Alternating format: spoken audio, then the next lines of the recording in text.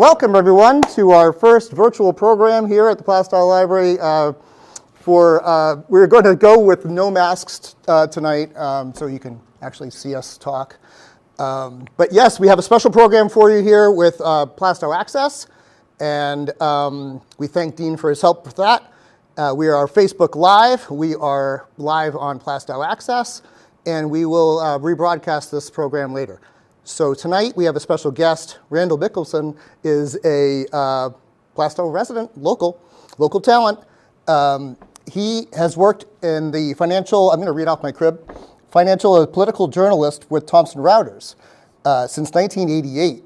He has covered the many major stories of the era, including the fall of the Soviet Union, the impeachment of President Clinton, and terrorism. He's been there. He's seen it all from the front lines of the White House press corps, and he is here with us now. We had him 3 years ago for a program on fake news, and I actually asked him if he would be interested in coming back and talking about fake news again just a couple months ago, and then all this happened.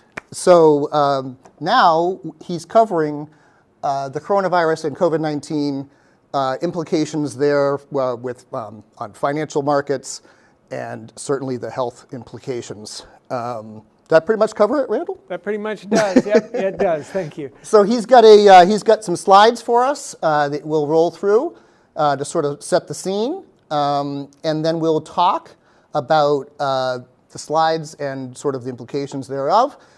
We are live, and the purpose of that is for you to be able, I'm going to monitor your questions here and comments on my little iPad here. And with that said, let's give it a go. Over to you. Okay. Thank you, Scott. Right now, we're all facing challenges with this COVID-19 epidemic. In some ways, similar to the news and information explosions we've had after 9/11, after the financial crisis, after the 2016 election. But in some ways, it's even bigger. It's more all-consuming. It certainly has very high stakes for every individual. So sheer mass of information is overwhelming. It is, and it dominates every outlet, every possible conceivable form of information we can face. So that's a real challenge. What do we do with all this? How do we sift the helpful information from the dreck? How do we use it to keep ourselves safe and sane? And we were talking about that before we went live.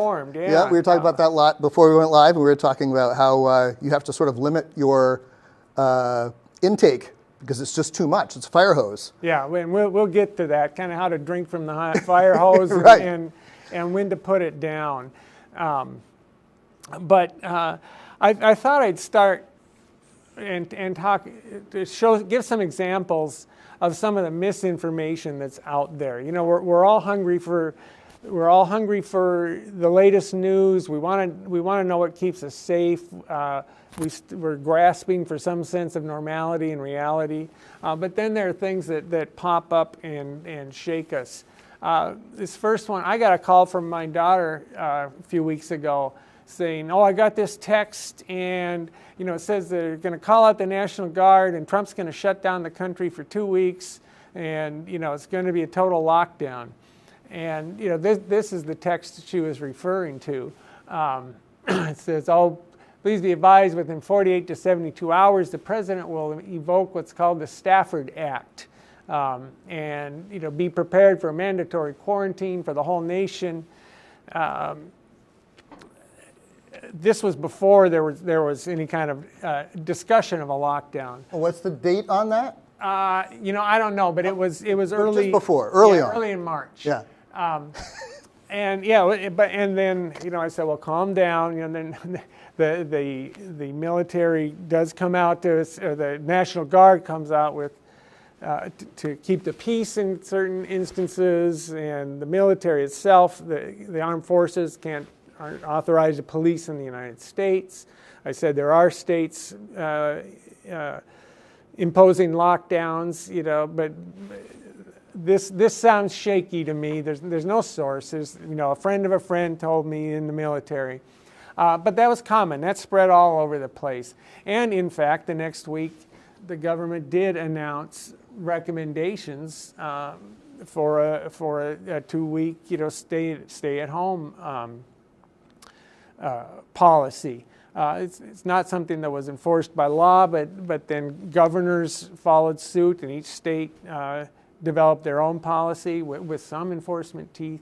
So that, you know, that was one thing. It got everybody all panicked, but I heard similar rumors. Yeah, yeah, and it's always you have this notion. Oh, you know, my friend has got a friend who's inside. That's and, how I heard it. Here's what they're not telling you. That's how I heard it. Yep.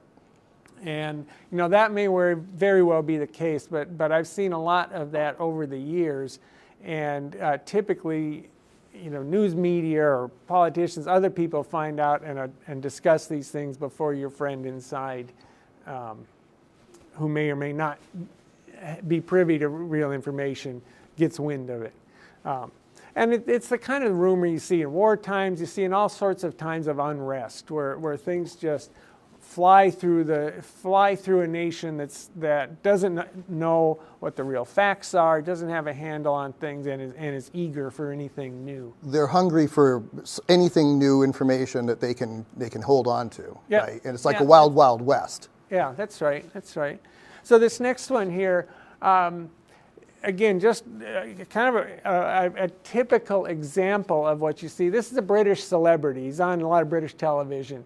He came out and said, you know, poo-pooed all over the virus impacts. I'm still shaking hands. You know, I'm not going to change my life for some dumb disease. You know, get out there, don't change.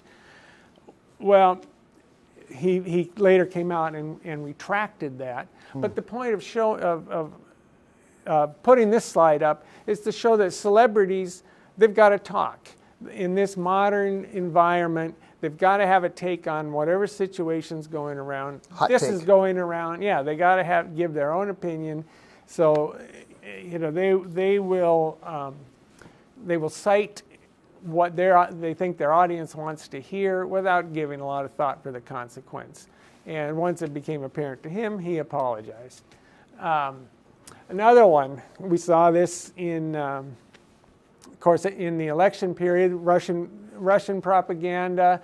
They're not the only state actor, but there was evidence of, this is from the European Union, said it had found evidence of a Russian state campaign to sow divisiveness over coronavirus. You've seen tit for tat between U.S. and China, with China saying it was introduced by the U.S. military and the United States, and U.S. media outlets and political outlets seeking to pin blame on China. Some of it unfounded, some of it based on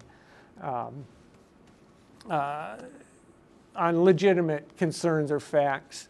So state propaganda or state misinformation is another way that COVID-19 misinformation gets to the public.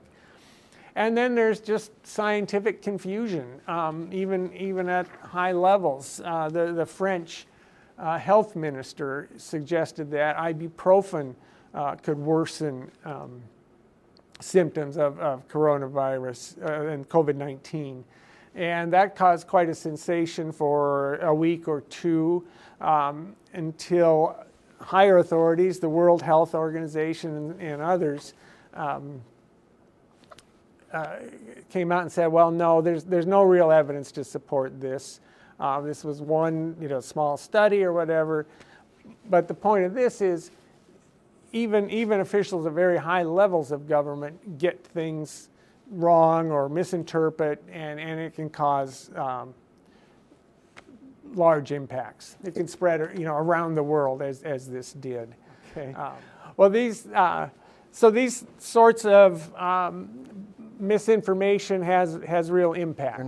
They're saying it's they can paused. cause runs on supplies, as we see in the grocery stores or hardware stores. They can cause social unrest, as we see protesters in the streets. They can cause misdiagnoses by well-meaning friends or medical personnel, and they can cause failures to take protective measures. People can also make poor economic choices based on their perceptions of what misinformation tells them to do. There's already studies and anecdotes that show that people who listen to misinformation and they do listen to misinformation, and as a result of it, they end up getting sick, and in some cases they die. So misinformation is real, it has profound impacts, and one of our responsibilities in this epidemic is to avoid misinformation, much as we try to avoid the virus itself. So there are questions. Where do you get good information? That's our responsibility, and it is an individual responsibility. We can't just dial into one source and say that tells me everything I need to know. I'll do what they tell me to do. But I would start with official sources, and I will say that because the official sources, the government agencies, the health organizations, they weigh a lot of evidence, and they have access to a lot of information. So, and they are responsible for the health and welfare of large populations. So, by and large, they try to get it right. And by official sources, we can start at the town level. Our town, Plaistow, has a nice little website, but actually, I'm going to back up. When evaluating official sources, you need to pay attention. Some of their recommendations may have the weight of law. You need to respect, they deserve respect and weight and attention to their information, but we also have a responsibility to verify, in part because there's discrepancies. We heard just last week that the U.S. government had a plan for reopening the economies gradually, and one of the prime criteria was that the number of new cases had to decline for 2 weeks. Well, this week some governors came out and opened their economies to some extent without having met that initial precondition. So we've got discrepancies in official recommendations. That's when we as individuals have to balance the information and then make our own assessment of what the risk is and what kind of risks we're willing to subject ourselves to. So again, to the level of official sources, you might want to start in your own town or city, because that's where the information about the disease is most granular. Your risks are most pertinent, perhaps. And our town here in Plaistow has a very nice website on the town webpage. And it has updates, it has health information, it has links to state and other official sources. So you can start on the town website. And our own library here as well has a good stock of information on its website. And I'll turn it back to Scott to tell you a little bit about that. Yes, well, we're having technical difficulties on the Plaistow feed. Okay. But we're recording on PlaistowAccess, and that's live, and we're also on PlaistowAccess television. So we've actually responded very strongly to what's going on here with the coronavirus. We acted quickly to close the building when we got those the stay-at-home order, and we have not stopped working.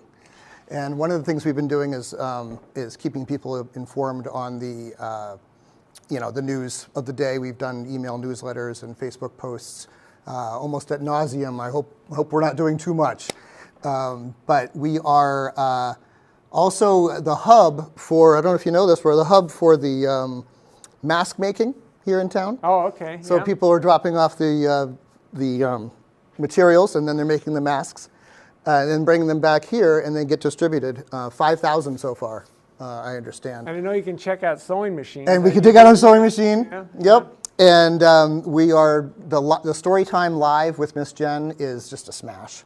Everybody is tuning in for that. We've done 3 or 4 of those already. The story walk is brand new. You can walk around and read a book 2 pages at a time all the way around the grounds of the library. When it's a nicer day, maybe?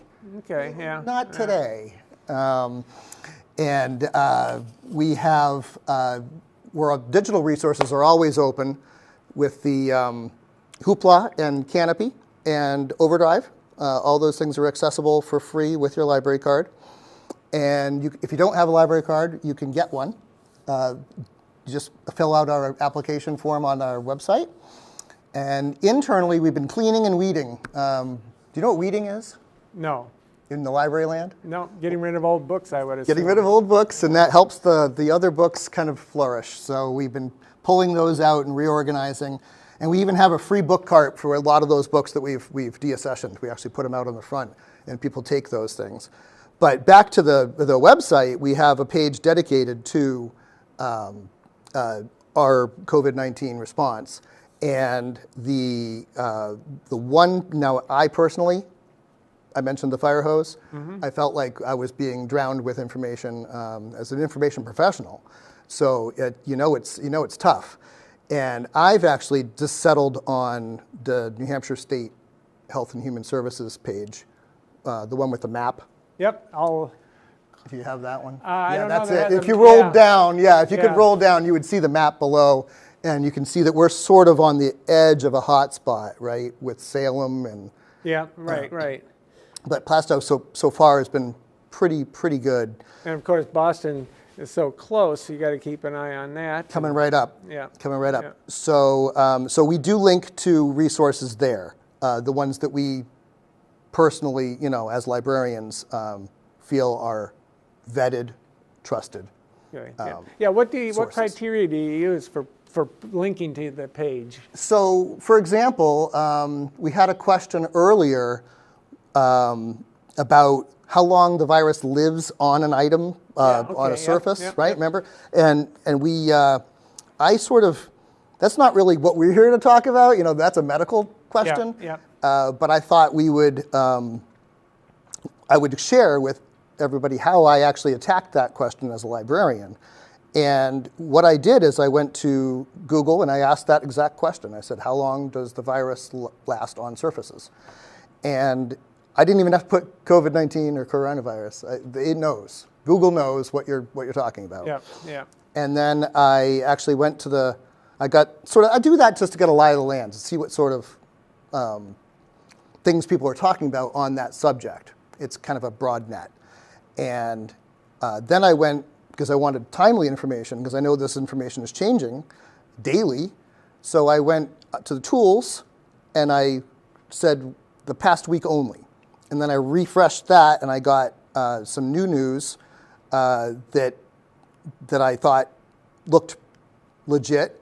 And indeed it was. It was from a little outfit called WHO, the World Health Organization. And they said, 24 to 72 hours, I believe is what the answer was.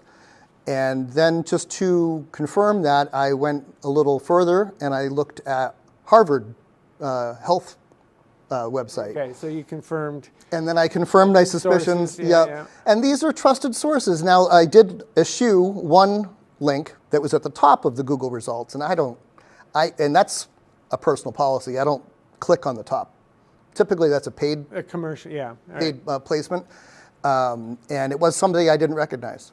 So, rule of thumb, you sort of know Harvard, the CDC, the state, state-sponsored information sources. You're getting the straight stuff. You're not getting spin on that. Because spin is another aspect. Yeah. So I'm going to move on to CDC for a second. One of the major government health agencies and one of the leads in this epidemic. They still have they've got a good informational site, lots of good raw advice. I would caution when related to any government agency, they are subject to political pressures. They have had trouble. Early on, the CDC was criticized for not revealing state-level testing information. They said it was too hard to get. The FDA was under intense pressure over chloroquine, easy for you to say. The medicine that some believed could help treat COVID-19. But by and large, they still have a lot of good authoritative information, CDC, on things like travel, or can you get coronavirus from your pet or from your neighbor's pet. Right. And in answer to that specific question, they say, well, probably not, but don't, treat them like you would any other human. I mean, in subjecting them to other people. There's no sign in the United States of a domestic pet contracting or infecting coronavirus. There are some reports maybe from China that this might have happened, and there was the famous case of the tiger in the New York Zoo. But you can go to a place like the CDC for authoritative, well-filtered information. But as you did with checking with Harvard as well, it's always good to double check and to verify. And then there's the World Health Organization, kind of giving the broad global overview. Of course, the WHO itself is under an intense political pressure and the subject of debate over how they treated China in the early stages of the epidemic. But by most any measure, they have a very good handle on the trends of disease and what's needed to fight them, and they remain an authoritative source that I would recommend for obtaining information. Yeah. Now, without getting too political, it's difficult when these things do become politicized, isn't it? It's incredibly difficult. Where the president's pulling funding for WHO during a pandemic. Yeah. And sort of making accusations.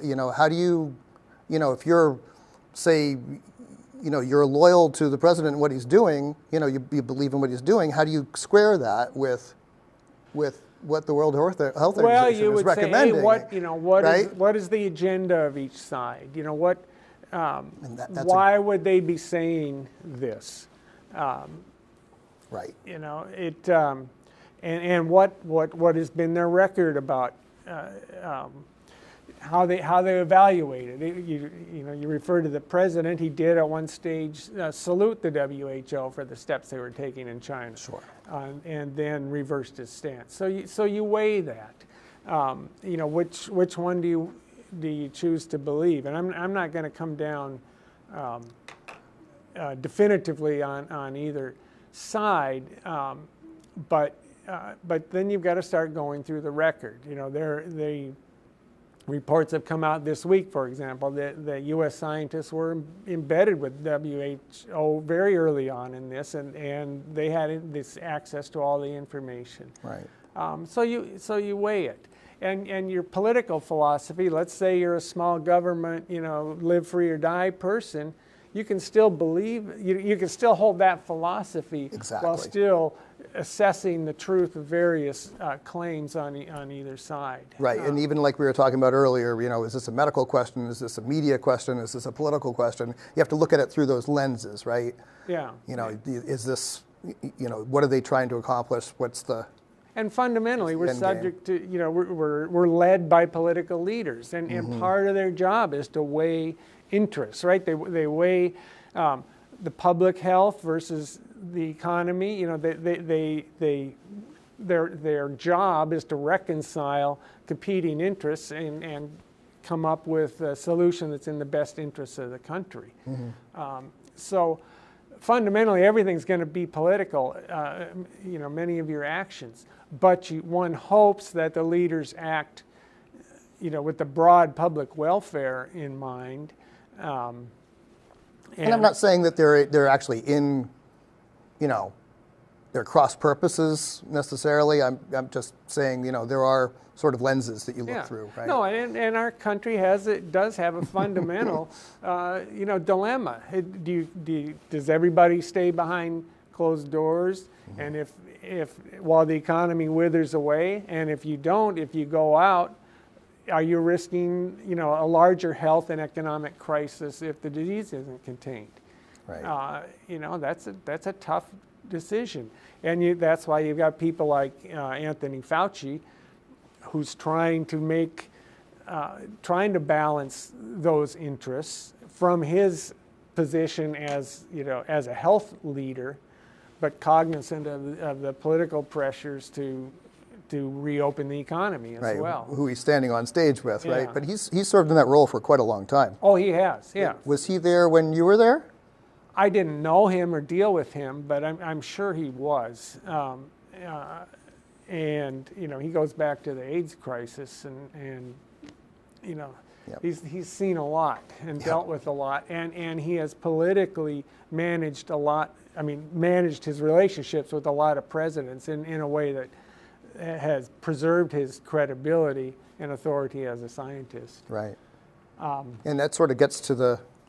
Did you want to go to the pyramid? In a minute, yeah. We'll get to news sources we're at and Johns Hopkins. a couple other information sources that I think most of us know. The Johns Hopkins University coronavirus map. It's got statistics from all over the world and broken down into the United States and everywhere else. There, a week or two ago, I was refreshing this page like daily, and multiple times a day, and watching the numbers go up, and just watching in shock. After the United States became the top nation in terms of cases and deaths, I kind of got the picture of the situation we're in now in the United States, and I don't check it every day. These numbers were from last night, though, with worldwide 766,000 cases, and I think now they're up over 800, well over 800,000 cases in the United States, 2.5 million worldwide. 2.5 million. 2.5 million worldwide. About a third of the cases are in the United States now. 176,000 deaths worldwide, and 44,000, or about a quarter of those, are in the United States. Yeah, and so just our for those hard hit. Right, and just for those playing along at home, you can get that at coronavirus.jhu.edu. They have a whole dashboard. They actually call it a dashboard. So if you Google Johns Hopkins COVID-19 dashboard, you'll get it. Yep, that's right. And this became a little bit of a controversy a while back itself, didn't it? Somebody created a fake site. Looked just like it. Looked just like it. I think it's gone. It's withered on the vine. Our director, Cab Vinton, said that it was actually a malware delivery. What was behind that? Yeah. So again, you got to be careful. Well, it so looks that's just a good like point. There's internet scams out there everywhere, Right. and people are sending you texts, trying to get you open texts and deliver malware.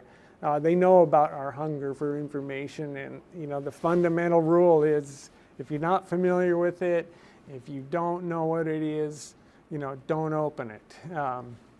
Goes right back to your email. Don't if you look at your email and say that doesn't look right. Yeah. It probably isn't. Yeah. Check the URL, make sure it's actually the right website. And forgive yourself if you screw up. Even I did, just a few days ago with a message from a friend who I'd been corresponding with. He got hacked within the half hour, and I got a link purportedly from him, that I clicked on and then realized it was bad. But, you do what you can. You try hard. I think I'm a Well, we got a lot of sophisticated consumer, but I get burned. Randall, we have a lot on our mind these days, and, Yeah. and you can be forgiven for letting your guard down once. But we're trying to help, and this is the point of this program is to try to help you stay safe and sane, like you said, and kind of watch out for those, more obvious hoaxes and scams, things that aren't, they're demonstrably not real, right? Now, yeah. Now, one of the other things we deal with too is our economic health. And you're covering this now for writers, right? Well, yeah, I cover the financial regulation side, and how okay. however the watchdog is going to cover how all of these billions, hundreds of billions of dollars being spent. How are they going to make sure that's spent properly, so forth and so on. We know unemployment is soaring. Millions of people are getting laid off. A lot of us in our town, our friends, our neighbors, ourselves maybe, are hurting from a layoff. It's a huge personal economic issue, not just watching the markets go up and down. Mostly down. Mostly down, that's right. But one of the sites I wanted to call attention to and recommend is from the Consumer Financial Protection Bureau. It was a government agency set up under the Dodd-Frank Act after the financial crisis, and their mission is to look after the well-being of people who borrow, take out car loans, interact with the financial system as consumers. They have a really good site on avoiding fraud, on how to arrange your finances, what to look for. If you've got economic questions, I would recommend that as a first place to stop. And where are we finding that, Randall? Well, it's the Consumer Financial Protection Bureau. I'm not sure the link. I think it's cfpb.gov. Let's test that. But I'm not certain of that. Yep, and that redirects to consumerfinance.gov. Okay. And that's legit. That's so the page. consumerfinance.gov, a really good place to start. And just incidentally, I know that people trying to find out the status of their IRS stimulus payments. It's a frustration. All you can do is go on the website and put in your social security number, and you'll get a message that, we still don't have enough data or something. Another example of how it's going to take a while for our government processes to catch up with the money being shoveled out, the programs being rolled out.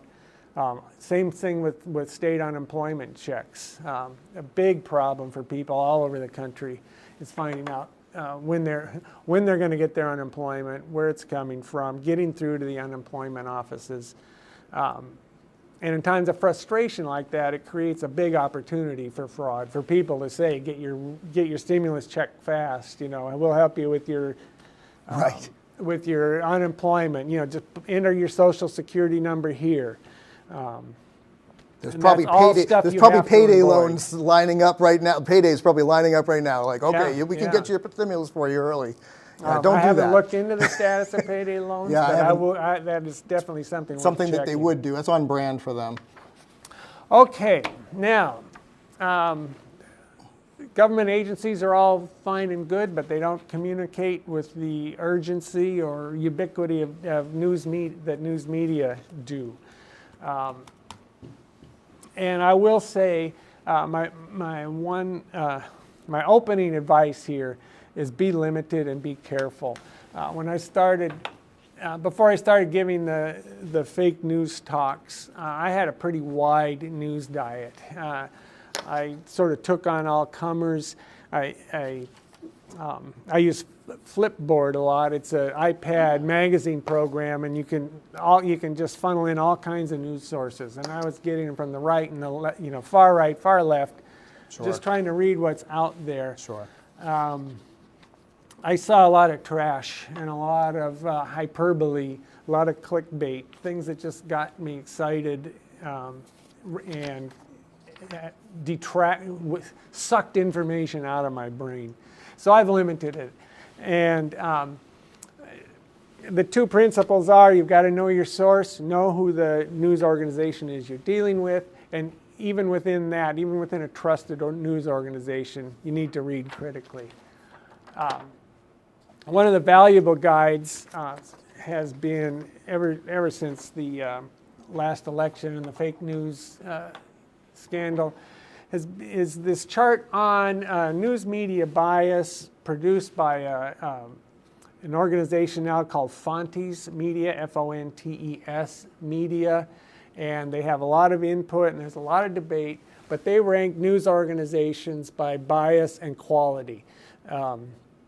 This is just a sample or a segment of a much larger chart, but I've narrowed down on things that I thought were maybe worth paying attention to. And if you look at the center of the highest quality information with the least bias, you see the news wire services, AP, Reuters, my longtime employer and affiliate. Yeah. You get the major news networks and National Public Radio. You might see some of those all kind of skewing a little bit toward the left of the absolute middle, but then on the right you get the Wall Street Journal, maybe Financial Times. Mm-hmm. These are organizations that have reporters in the field. They have editorial standards, well-established editorial standards. My organization, Thomson Reuters, has within its founding principles, and they have a board to oversee it, a special board, that the company should not be allowed to fall into the hands of somebody whose bias can be questioned, and from that flows the whole standard of principles of appearing to be without bias, and that's a very well ingrained principle, but the other major news organizations cited here subscribe to similar philosophies, and I will say that for their for their news columns. The newspapers have opinion columns. That's a different matter, but I think if you stick with these, what's often derided as mainstream media, if you stick to those organizations for your information about your health and where the economy is going and what policies are going to affect you, I think you'll be on pretty sure ground. Right. The straight down the middle, and as a librarian, I've seen probably 30 different versions of this chart, and I quibbled a little with some of the placements. As a lifetime news junkie myself, I have opinions on that, and I find that for the most part, it's right on. I mean, you're quibbling about would they go a little bit up, a little bit over, a little down to the right. Yeah. But yeah, straight news is your news wires, and then NPR, it's gonna be almost zero spin there. The BBC. I actually go to the BBC a lot. Yeah, I do even too. As an American. But the BBC is a tremendous news organization, and they are crushing this coronavirus situation. They are providing tremendous amounts of information and good information, and from a global perspective, which I think we need more of. Yeah. Now, another thing I'll say is I pay very little attention to cable news. They're driven by imperatives to always have content, to always to draw in viewers, to fill the 24/7. I think you can watch a network news broadcast in the evening and get a pretty good understanding of what the major things you need to know are.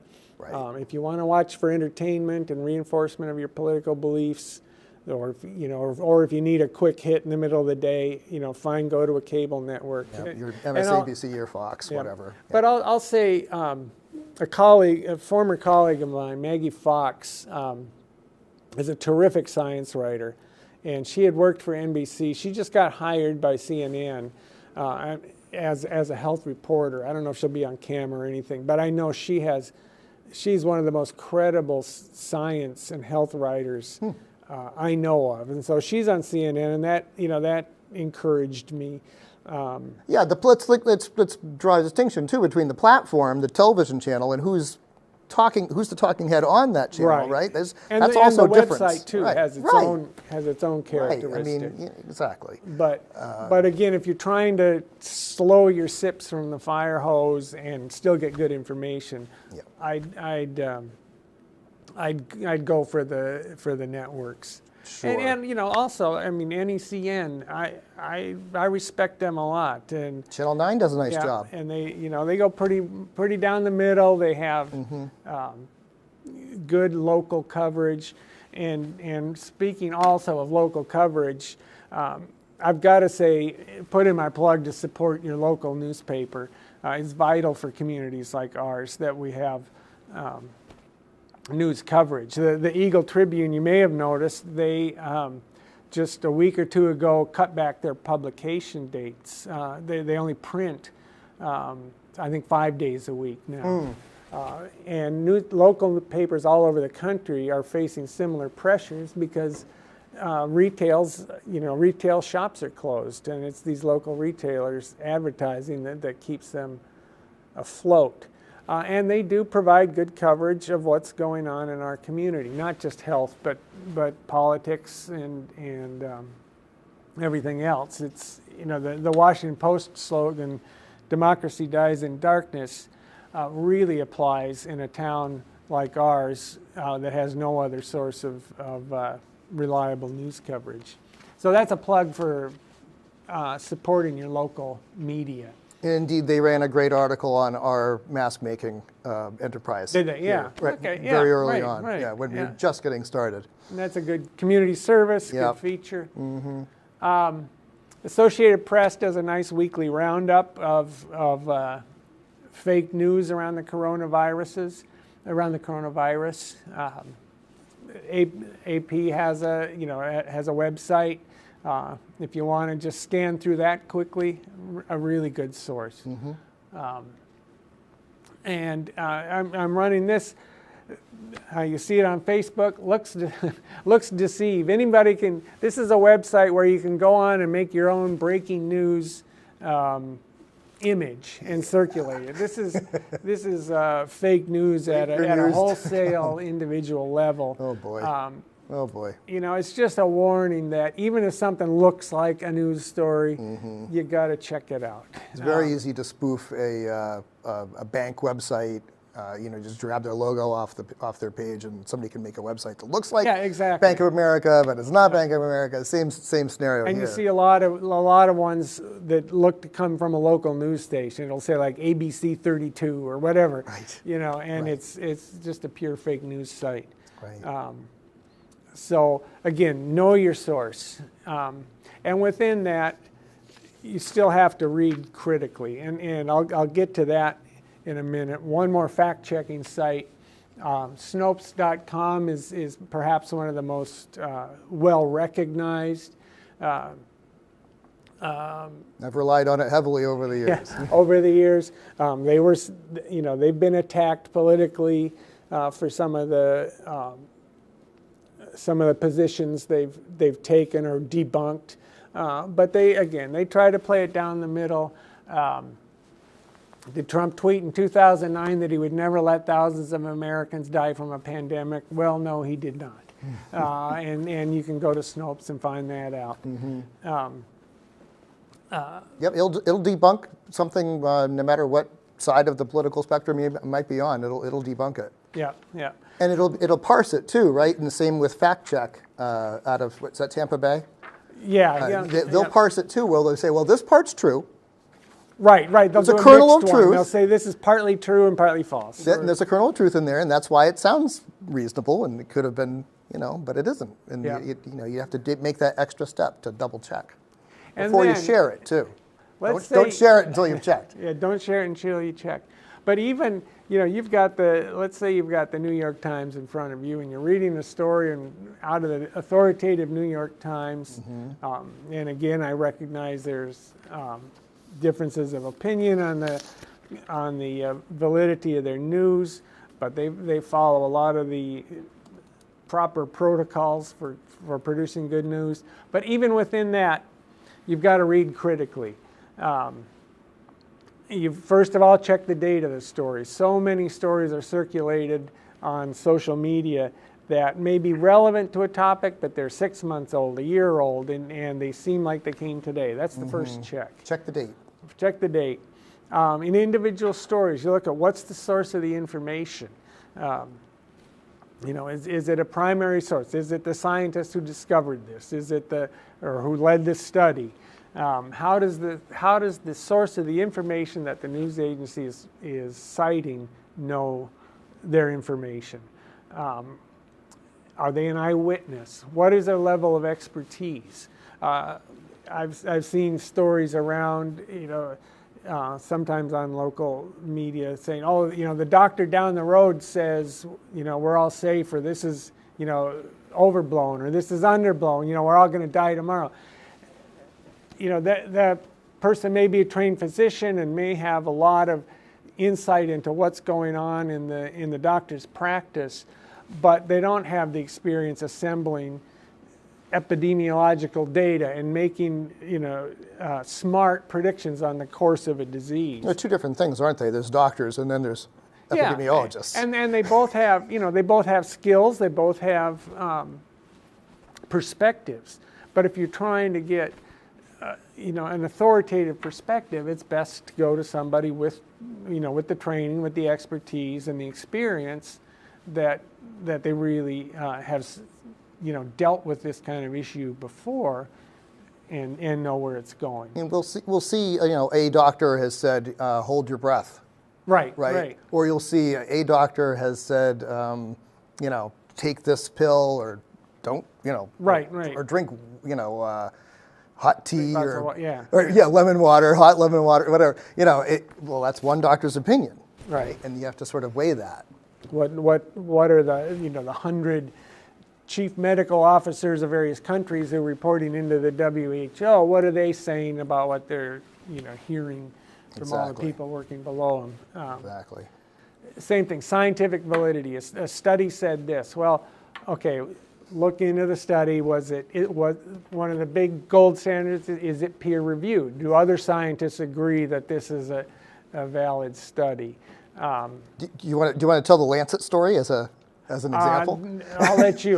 Well, the Lancet, the British medical journal, actually published something that implied, this is 20 years ago now, that implied that inoculations led to autism. Oh yeah, okay, right. That's way back. Yeah. Right, but this is sort of the original fake news.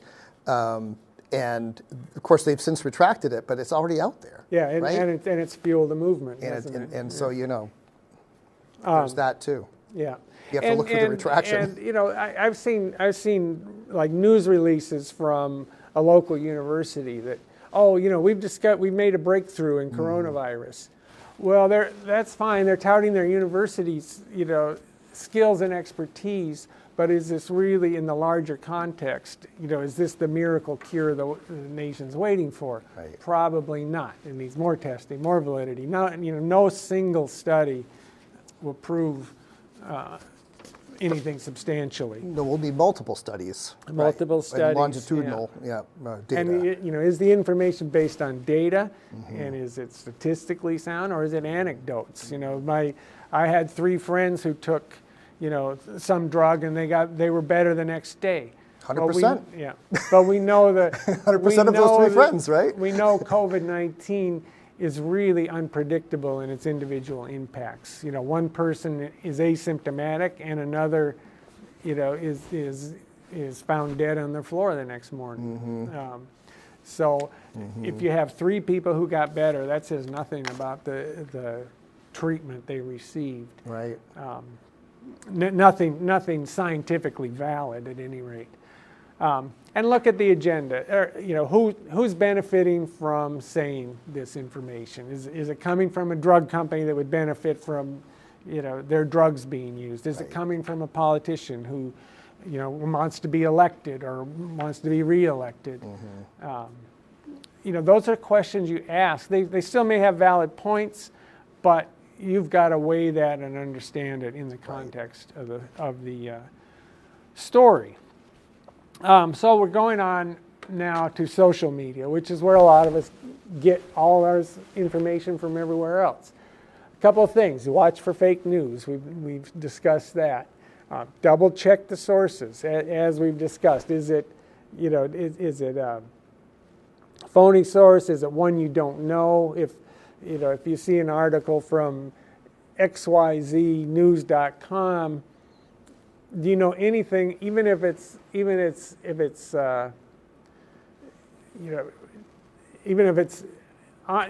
was reported fairly, does that news organization have a track record? Do you know where they're coming from? Are they politically motivated? Are they financially motivated? A lot of blog posts and things have connections where if you click on the link and buy the product, they get a kickback. So they've got incentives for casting information in various ways. So be wary. Check the news source. This is one of the most egregious and egregiously wrong Facebook memes that circulated around, and on Twitter and other places as well. That if you gargle with salt water, thing right here, Dean, we're going to need a big red thing right here. If you gargle with salt water, you can defeat the coronavirus. Oh dear. Well, you can't. It's wrong. It's circulated widely for a few days, a brief period. But the warning signs. It's got no source. It looks nice. One of the things I've read in reading about studies and how people believe things, a picture can enhance the credibility of text just by being a picture. So this, it's got little molecules. It looks scientific. In our psychology, that carries weight. Right. That adds weight to the statement. But again, there's no source, nor way you can verify this. And you see a lot of that. If you want to circulate a humorous meme, fine. But if you want to circulate health information or information critical to our lives, make sure it has a source. Make sure it's based on reliable information. And not just has a pretty picture and an alarming. And this is an atypical meme as far as memes go, as far as the way it's graphically represented. That's right. It doesn't look like anything I've seen before. It's very interesting. But whenever I see a meme that looks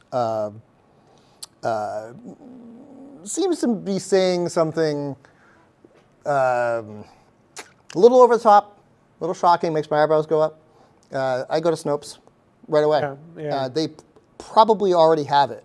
And that's right. They do. Yeah. And they have this. And they have that one. Yeah. Okay. So if you want to look up that one on Snopes, you can see what the story is behind that. I'd like to know. I don't know what that one is. And so some other things to watch out for in social media practices are the individual posts. You see things. I am a doctor. Here's what I've seen, or here's what I believe. Or again, my friend is a doctor, and here's what the doctor wrote to me, or my friend is a nurse. Again, those can be personal stories. They can mean something. Their perspective can sometimes be very interesting and colorful. But to assume that they speak for a larger scientific truth is not always a wise assumption to make. You still need to verify them. And I have an acquaintance who is a high official at Facebook, and she shared her personal experience of being infected with the coronavirus. And it was a very touching essay, and it was put up on Facebook, but in a way that didn't allow for sharing, with her name. So I cut and pasted it. But I did, at least I took care to identify at least her employer, and if anybody would have asked, I would have named her. But the point is, be careful of anonymous posts or attributed to unnamed people. Well, didn't Abraham Lincoln say, "Don't believe everything you read on the internet"? He did. That's how I closed my last series of talks on fake news. And that's why we again, the pyramid is a guide, right? But for information about health, I mean, are we looking at WebMD? Are we looking at yeah, those sorts WebMD, of they're things? reliable. Yeah, I mean, they're a good place to start.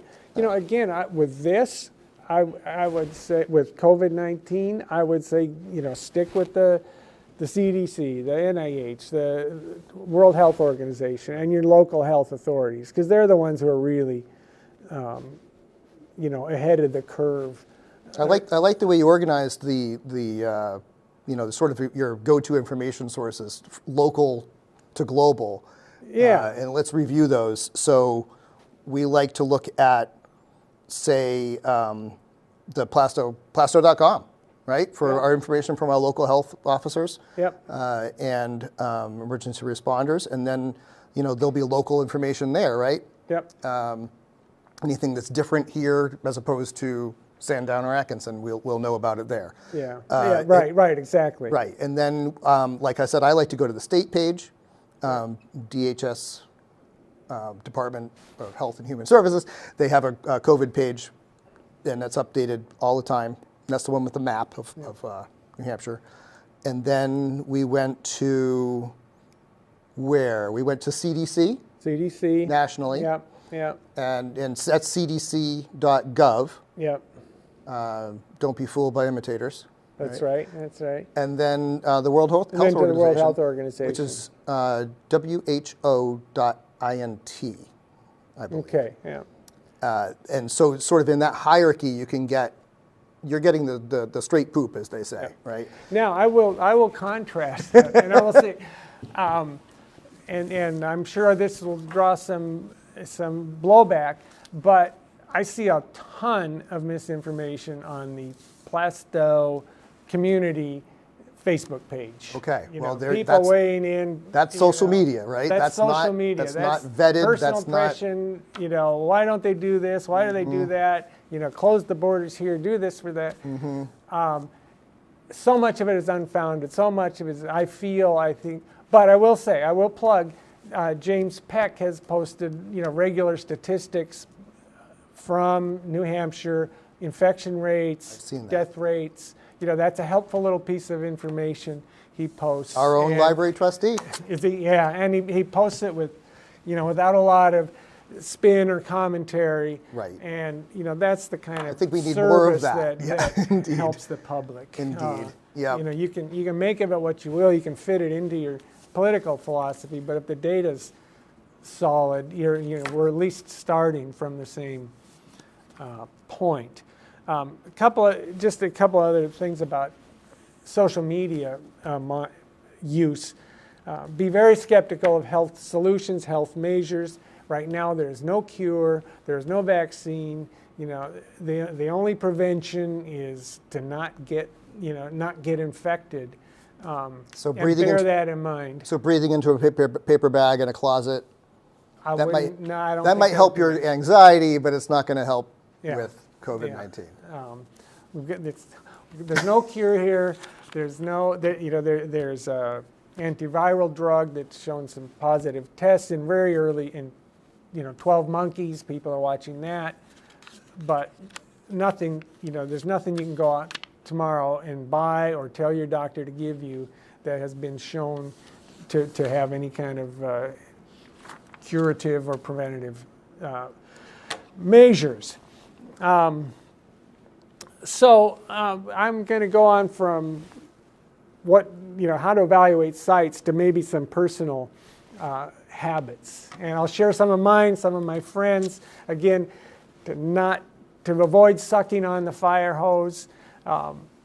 Talking to a friend. Well, I personally have in our house we have a loose limit of about 7:30 in the evening at which we don't do social media or news.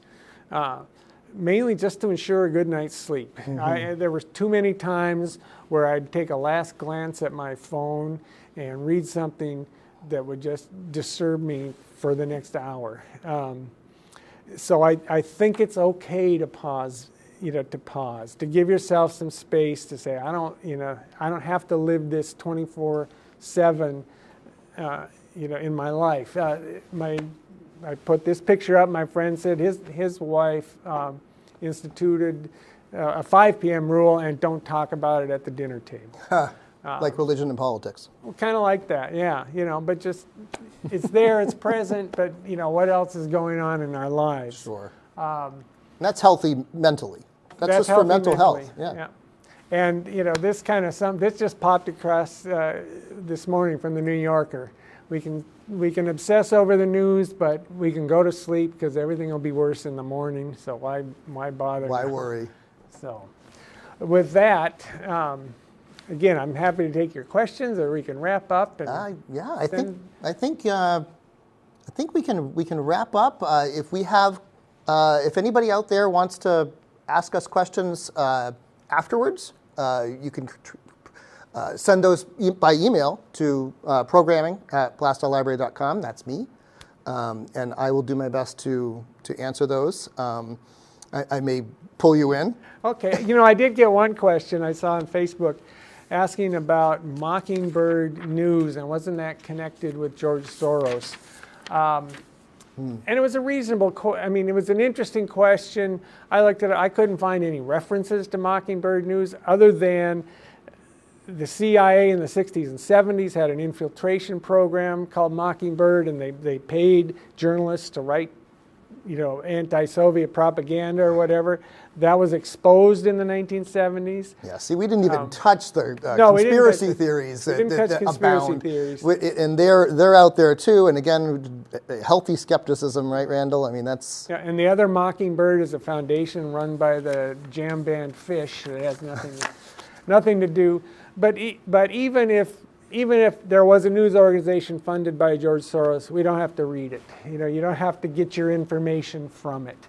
And that's why I decided to take this question and address it now. Sure. Let's say, sure, you can feel, again, what you want about George Soros, but, I would, regardless of his political stance, I would not consider him authority on coronavirus. And if I was trying to stay healthy, I wouldn't read George Soros. Right. Yeah. And we hope this has been helpful. We wanted to have sort of a conversation, loosely organized with these slides, and sort of make sure we hit everything. But like I said, even conspiracies abound, and we can't debunk them all in an hour here on that's not the PlaistowAccess. purpose. Yeah. But there are things to watch out for with like unemployment. There's an unemployment scam. If you actually go to the New Hampshire employment security website, they actually have a thing there where they say, beware, there are, And again, the Consumer out there. Financial Protection Bureau website has a detailed list of scams and what to watch out for. Yeah. I think the IRS does too. The government agencies are heavily involved in fighting scams. Right. And so the library will continue to be here for you, even though we're closed to the public. We are still here working. I hope this has been helpful to you to stay safe and sane, as Randall has coined it. Safe, sane, and well-informed. And well-informed. Yeah. And I guess we can take it out, Dean? Thank you all. Thanks for tuning in. Yeah.